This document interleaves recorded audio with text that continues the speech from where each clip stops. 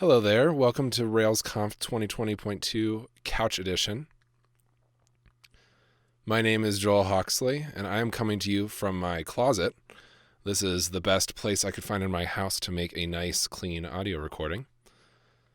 I'm an engineer on the design systems team at GitHub. We are responsible for the primer design system that's used throughout all of the applications GitHub builds. And today I'm going to talk about a project I've been working on the past year called ViewComponent. I'm going to talk about why we built it, how we're using it, some lessons we've learned, and how you can get involved in the future of the project. But a little about me first. I live just south of Boulder, Colorado with my wife, Caitlin, and our wonderful 90-pound golden retriever, Captain. And before I was a software engineer, I was a sports photographer. And for a couple of years, I traveled the country shooting every sport imaginable. Shot portraits for marketing campaigns. This is a portrait of a basketball player for a billboard. And really enjoyed covering just the wide variety of sports. This is an image from a NASCAR race in Martinsville, Virginia. I also worked at newspapers for a bit. A lot of my work was just covering daily life. This is one of my favorite photographs I've ever taken of the first day the swimming pools opened during an especially hot summer in Grand Rapids, Michigan. I also did a lot of work covering breaking news. This is a scene from a car accident in southern Illinois. I did that for a while until sometime in 2013 when I was out riding my bike on the Blue Ridge Parkway. And I got a call from my photo editor telling me that she had been laid off. And this was a really tough day for me because I had aspired to have her job. And in that moment, I saw the future of my career vanish from in front of me. That same day, I called my friend Aaron and asked him for his advice. And he gave me something better than his advice. He gave me an offer to come be his apprentice. So I moved to Rhode Island, and after a couple of months, he had taught me how to be a professional software engineer. And really, I wouldn't be here if it wasn't for him. So thanks, Aaron. Enough about me. You know, it's an especially stressful time for a lot of us right now. I'm recording this talk in my closet because we're all worried about this pandemic. And, it's a stressful situation. And when I was talking to my therapist about it while I was working on this talk, she said that it's important for us to focus in times like these on gratitude. So I wanted to start my presentation today with some gratitude. So I'm thankful for Rails. Rails has been around for a long time when it comes to programming frameworks. Think about how much Rails has enabled us all to accomplish. That's something we really should be thankful for. We also should be thankful for the value Rails has brought to the world. Rails has enabled us to focus on the needs of the people who use our products. And Rails is a big part of GitHub's success.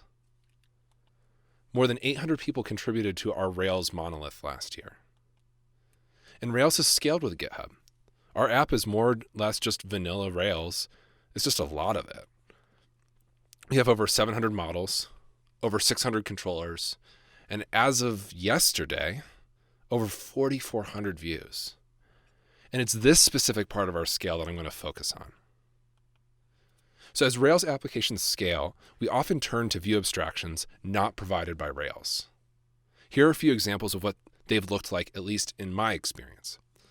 So one abstraction we turn to is decorators.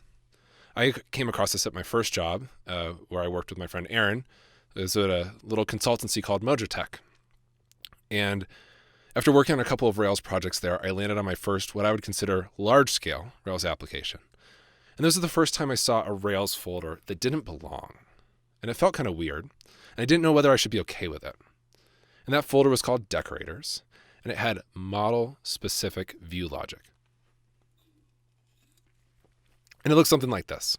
So we have this user decorator class. It has a status instance method that checks to see if this active predicate is true. And if it does, returns one string. And if not, returns the other. And these decorators were a place to put view-related logic that was coupled to a specific model. In my experience, though, looking at this app, it was really just another place to hide methods that we felt bad putting on the model itself. So these objects were unit tested like models. So for example, here's a mini test for the same decorator. We new it up with a user and then call an instance method on it, in this case status, and see that it returns the inactive string. Another abstraction that I came across was React Rails, a nice plugin for Rails that allows you to render React components really easily. And I was using this at a startup where we were using React to build our UI. But what was curious about our use of React Rails is it started to creep into covering areas of our application that really could have just been rendered on the server with traditional Rails templates. But we were using it because it enabled us to write unit tests for our views. And our tests in this case were really simple. So say, for example, we had a button component. They kind of just basically did two things: rendered the component and then asserted against the HTML result.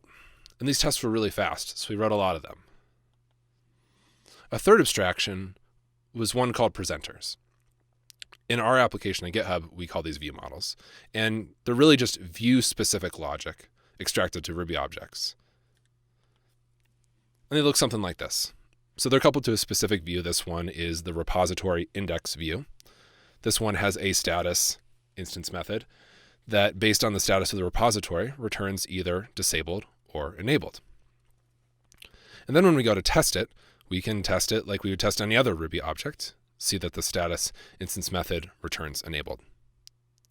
In my experience, though, in our code base at least, and the other ones I've seen this used in, these ultimately become a distraction because they give us a false sense of confidence. By testing these, we think we're testing our view layer, but what we're really testing is something just below it. We're testing this object that is used to build our views, but not actually what our users are seeing. Another kind of pattern I've seen to handle this complexity is just adding more logic to partials. This is something we're especially guilty of here at GitHub. We have templates that have a lot of Ruby in them. And this does simplify our logic. It puts it in one place, but it's hard to test.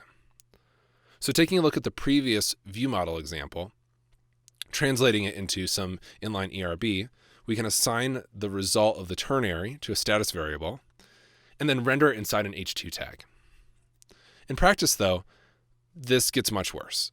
So we often end up with files that have Ruby blocks dozens of lines long. This is one that I very much simplified from our code base that is, in fact, dozens of lines long.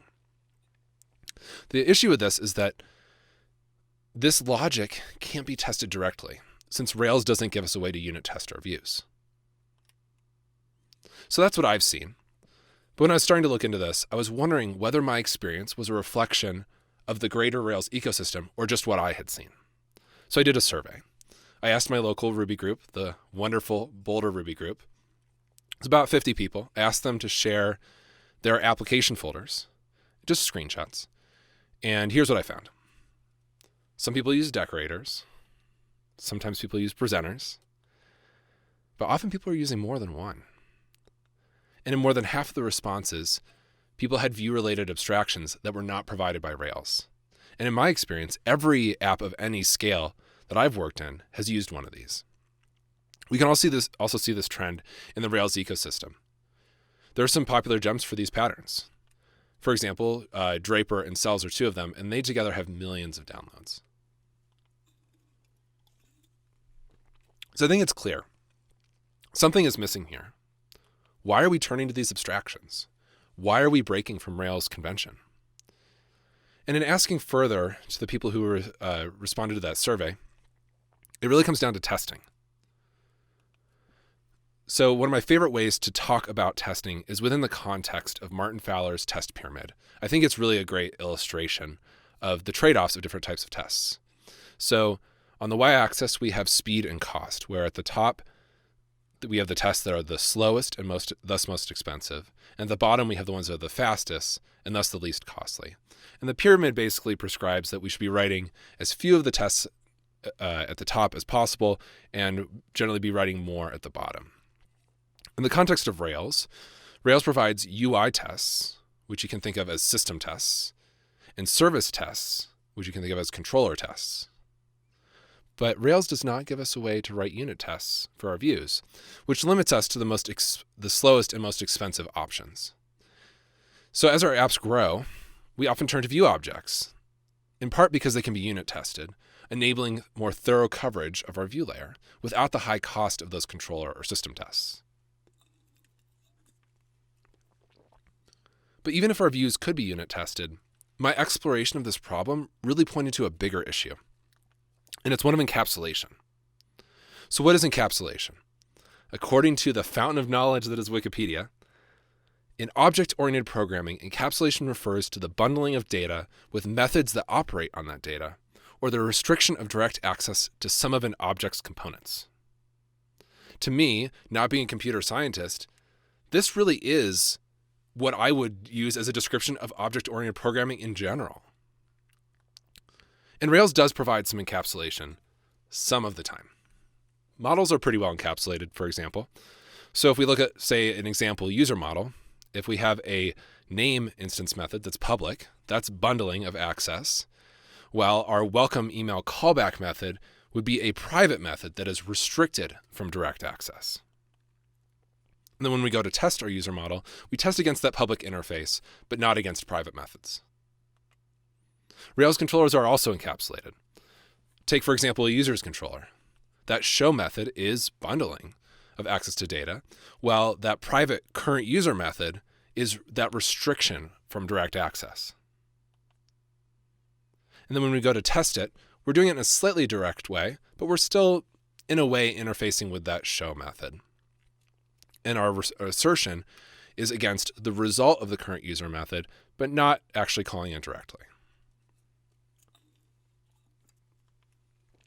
So what about views? So the closest thing we get to encapsulation in views is that local variable assignment inside the template. But when it comes to testing, our views don't have a public interface, so we can't really unit test them. And at least Rails doesn't give us a way to. So to see why encapsulation of views is an issue, we really need to understand how they work. So what are views? Unlike models and controllers, they aren't objects. So let's look at some example code. So we're going to take a deep dive into the explicit render of a partial from another file. We're going to do it with some example code. In this case, we're going to use two views. The first view, appViewsDemo index.html.erb, assigns on the first line an instance variable of message to be the string hello world. And then on the second line, renders a partial called message. In the second view, our message partial, appViewsDemo message HTML ERB, we have an h1 tag that inside of it, we are rendering the value of the instance variable message. So when I went to go write this talk, I didn't expect this to work. But what's interesting is that when we render that index page, the second view is able to access the instance variable from the first. So that made me wonder, what happens when that render method is called? And it turns out a lot happens. It's honestly one of the more beautiful pieces of engineering I've seen. And unfortunately, it's so complex that I can't go over all of it today, but I wanted to share some of the more interesting parts. So let's skip 7 or 8 steps down the call stack and go straight to action view template render. So one of the first things that's interesting about this method is that it calls another method called compile bang. Now, we're in Ruby land. What are we doing using the word compile? Ruby is a dynamic language. What even is compilation? So let's have a look. So in that compile bang method, there is this helpful comment to start. So let's start there. Compile a template. This method ensures a template is compiled just once and removes the source after it is compiled. This method itself wraps the non-bang compiled method, and it passes in this variable called mod, which is view.compiledMethodContainer. method container. You can think of this as the action view base class. So going to that non-bang compiled method, the first interesting piece of this is a line called code equals @handler.call self source. So let's go through the steps of the state of our application at this point in time. So we're calling that line code equals handler.call self source. So first, let's look at what handler is. Handler is an action view template handler's ERB, which for the sake of this exploration we can think of as an object that is going to help us work with ERB. Self is an instance of ActionViewTemplate. Among other things, this object includes the path to the template we're working on. And then source is the source of that template. Should look very familiar. So when we call this line, it returns this string. And if we break this into multiple lines, we can see that what handler.call has done here is it's turned our ERB into Ruby. So back in ActionViewTemplate, we've compiled our template into Ruby code. So now we're going to use it to define a method. So let's look at the state again. So method name here is a path plus some sort of collision prevention. Virtual path.inspect is a shorthand name for our template. And then the code is the output of that handler.call method, the compiled version of our template.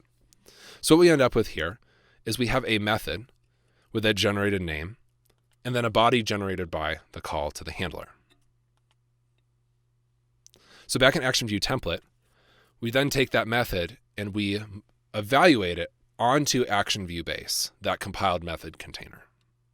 So if we look at ActionViewBase, at the end of this process, what we end up with is a method for each of the views in our application. So you can see here we have our index template, our message partial, and then, as it turns out, also our application layout. So this is really the end of the road. We've compiled our template. All that's left to do is to run it. So let's look at the state here. So we have this method name using the same method name we used at the compilation step. So we're looking up that same result. Self is, again, an instance of ActionViewTemplate. And then buffer is ActionView output buffer, which you can think of as a string that we are going to shove all of the HTML we're generating into to be returned by the controller in this case. So inside this run method, we set the current template and buffer, and then call the compiled method that we defined above with send.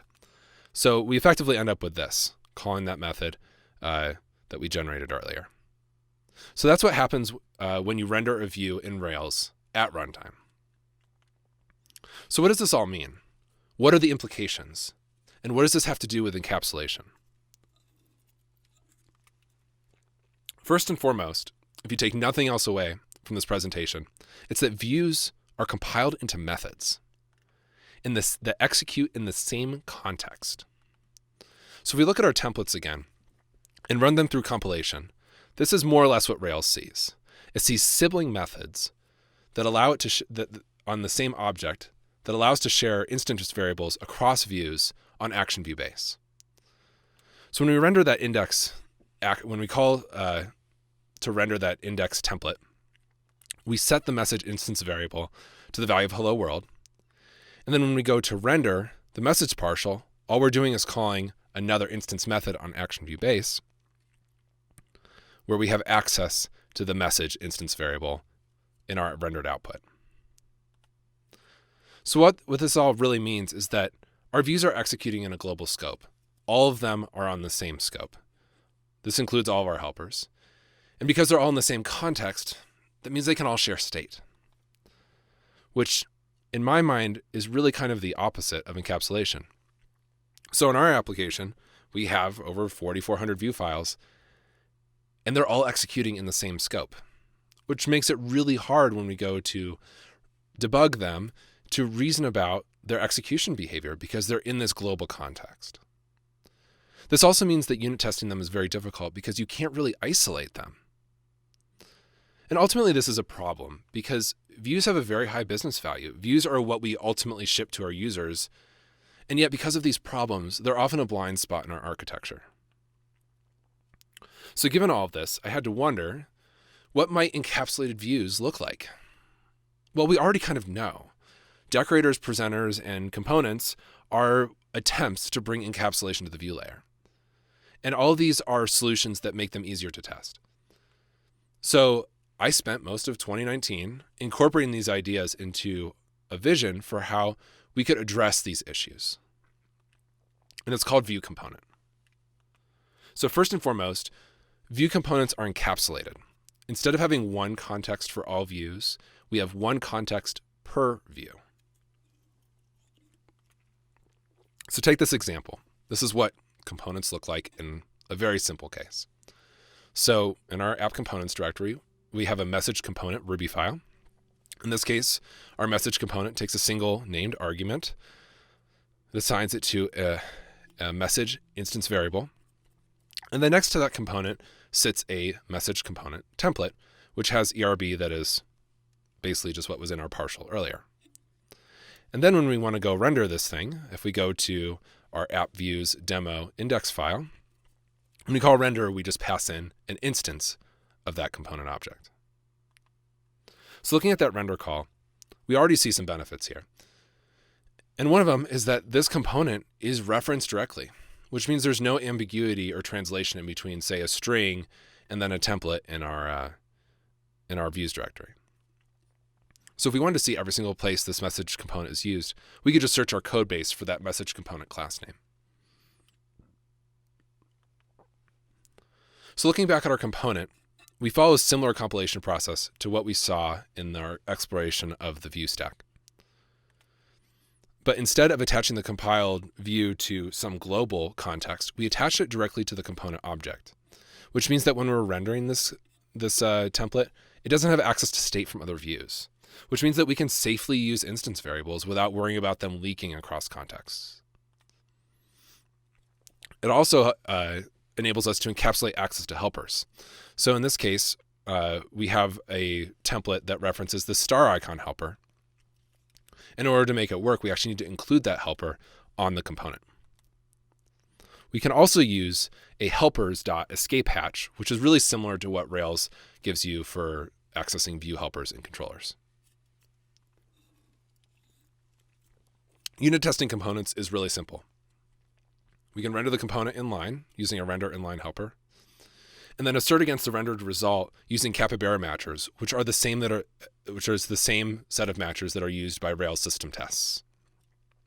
What's nice though is that there's no browser being used underneath here, so these are much faster. So we published this library as a gem in August. It was an extraction from the GitHub monolith, and this was actually my first open source project. And honestly, I've been blown away by the support we've seen. We've shipped, I think at this point, as of mid-April, 39 releases, including our second major release in late March of version 2.0.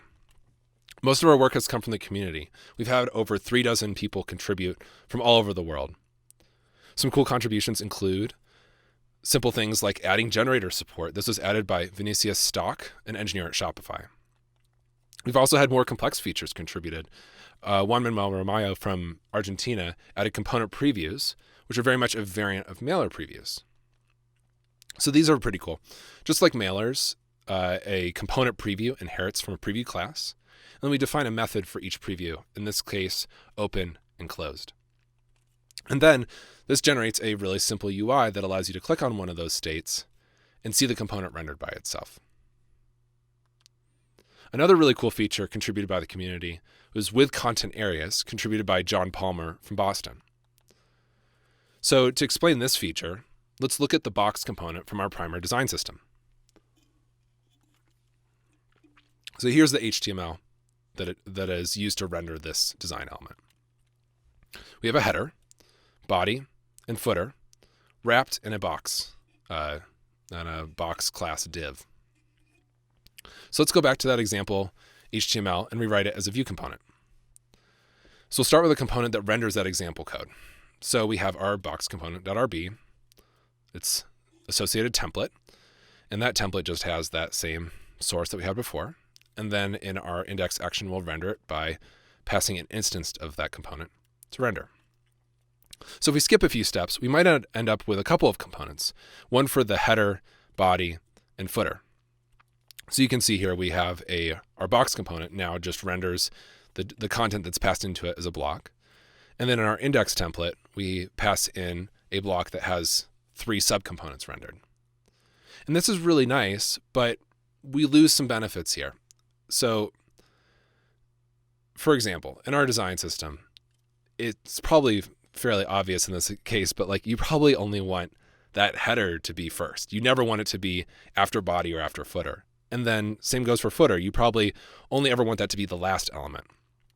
So while this architecture is useful, it doesn't prevent misuse of the design system. So this is where this with content areas feature comes in. So if we go back into our component, we can declare a content area for the header, body, and footer. And then in the template that renders the component, we can refactor this usage of effectively 4 components to use just one component and instead use named blocks instead of those separate components. So we pass in the named header block, the named body block, and the named footer block. And then in our component template, we can render that header, body, and footer inside the wrapping div. What's great about this solution is that we've ended up with a codification of our design system that helps developers use it properly. No matter what order they pass those named blocks in, we're always going to render the title, body, and footer in the correct place. Another cool thing is that since components are just Ruby classes, we can extract them into gems. And while we haven't done this yet ourselves, we know of a few people who have. One example is a company in the financial services industry. They have a half dozen Rails apps at this point that use a single gem that defines all of the elements of their design system. In this case, their buttons and labels here come from a gem. But perhaps what's most exciting is that we've landed a PR in Rails to add native support for third-party component libraries like ViewComponent, and this will be shipping in Rails 6.1 shortly. So what about performance? The current implementation of Rails views leads to some less than optimal caching behavior, especially at our scale. Since views are compiled into methods at runtime, after forking servers like Unicorn and Puma spawn their working processes, one part of the cold, you see in Rails apps that there's often a cold first request render time that is higher than usual. And that's because that compilation process is happening at our scale on every process, of which there are thousands. Each time a process serves a view that hasn't seen before, it has to compile that view first. But with components, we're able to get around this issue. And that's because in the library, we define an initializer that compiles all descendants of the ViewComponent base class. And in practice, this looks something like this. So on our example component, that template is compiled into a call method, like we showed earlier. And because this is in a Rails initializer, this happens at boot, before worker processes are spawned. We also see big speed benefits in testing. So let's compare 2 cases from the GitHub codebase. The first is a very, I would call it typical component test of the issues state component. It makes a couple assertions against the DOM, and it takes about 20 milliseconds. So let's compare this to one of the simplest controller tests I could find in our codebase. This one loads the user profile settings page and just simply asserts that it was a 200. This test takes about 1.5 seconds in our codebase, which is 73 times slower. Now keep in mind, this is a conservative case, a typical component test against really what I would call a best case controller test. The more typical difference is around 100 times or 2 orders of magnitude. So for a real world example, these are the test cases for our issues state component. There are 6 of them. If they were controller tests, in the best case scenario, it would take 9 seconds to run them. As unit tests, they take 120 milliseconds. But perhaps more importantly, because of this abstraction layer, we can write tests at a more appropriate level of abstraction. So looking back at our testing pyramid, we had to test our views at the controller layer, which means that for partials that we reuse across the app, we end up testing them in each place that we use them. So take, for example, the issue badge component. We use it 4 times in 3 different files, which means that without unit tests, we'd likely end up with testing it in multiple controller tests, which further increases the performance impact of this lack of abstraction. But at our scale, the consequences of this problem are in fact much more significant. Because as you know, I mentioned earlier that we have over 4,400 views in our monolith. And of those views, over 3,000 are partials, which means that there is a lot of opportunities for duplicate controller tests. So looking back at our testing pyramid, by using components with unit tests, we can test our view layer permutations thoroughly at the unit level without duplication. This allows us to leave the more expensive service and UI tests for happy path assertions instead of permutation checks. So we've learned a lot in the past year of experimenting with this pattern, and not all the things we've learned have been good. Perhaps the biggest mistake we've made when working with this architecture was using validations. So for example, we have an avatar component. It has a few constants. It says a default size of 20 and a constant that defines the allowed sizes as that default size and 32. In order to help developers use the component correctly, we figured why not use active model validations to check that size that's provided to the component is valid. This also let us write code that expected size to be one of those allowed values. And while this was all well and good, it came at a real price. And we paid that price in production. This is a deploy to some test servers where we send a little bit of traffic. It's what we call a canary deploy. And we had a presence validation error that was not caught by tests. We had a case where something wasn't passed in when it was supposed to be. And while this only affected a couple of users and was quickly rolled back before really more than a few dozen people could notice, we knew that we needed to rethink our approach to the way components would handle invalid input. So what we came up with was a simple helper that we call fetch or fallback. So fetch or fallback is just one method, fetch or fallback. It takes 3 arguments, an array of allowed values, a given value, and a fallback. And then what we do is we check to see if our list of allowed values include the given value. And if it does, we just return it. And if it doesn't, we return the fallback.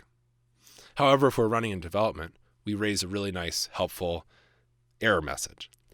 So this gives us the feedback we wanted from validations and the safety knowing that we are working with a value we expect without raising exceptions in production. So if we look back at that avatar component, instead of using a validation on the size attribute, we use fetch or fallback to safely guarantee that size is one of the values we expect. The lesson we learned here is ultimately one of designing for resiliency. We hadn't fully understood the downstream risks of using validations in our components. And more broadly, we learned that designing error cases out of our systems is of utmost importance. Another thing we've learned is that refactoring code to use components often exposes complexity we weren't aware of.